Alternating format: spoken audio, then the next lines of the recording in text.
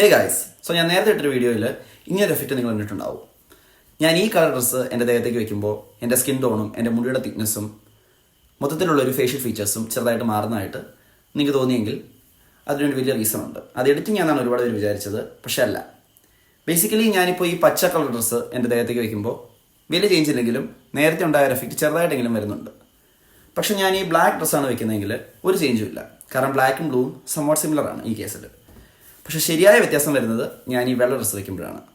കണ്ടോ, എൻ്റെ ഫീച്ചേഴ്സും പിന്നെ മുഖത്തുള്ള കളറും ഒക്കെ ഒരുപാട് ചേഞ്ച് ആവുന്നുണ്ട്. ദൂരത്തു നിന്നാണെന്നുണ്ടെങ്കിലും ചേഞ്ച് വരുന്നുണ്ട്. സോ ഇത് ബേസിക്കലി ഫാഷൻ്റെ കളർ തിയറി എന്ന് പറഞ്ഞ കോൺസെപ്റ്റാണ്. ഇതിൻ്റെ കൂടുതൽ ഡീറ്റെയിൽസ് ഞാൻ ഈ ഭാവിയിൽ പറയുന്നതാണ്. ഇത് പറഞ്ഞു തരുന്നത് എന്താണെന്ന് വെച്ചാൽ, നമ്മൾ നമ്മുടെ ഡ്രസ്സ് സെലക്ട് ചെയ്യുമ്പോൾ കളറൊക്കെ നോക്കി നമ്മുടെ ഫീച്ചേഴ്സിനും നമ്മുടെ സ്കിൻ ടോണിനും ഒക്കെ നോക്കി ഏറ്റവും ബെസ്റ്റ് ആയിട്ടുള്ള സെലക്ട് ചെയ്യണം എന്നുള്ളതാണ്. ഈ ഒരു കാര്യം തന്നെ ഒരുപാട് ചേഞ്ച് വരുത്താം. So that's all. ബൈ.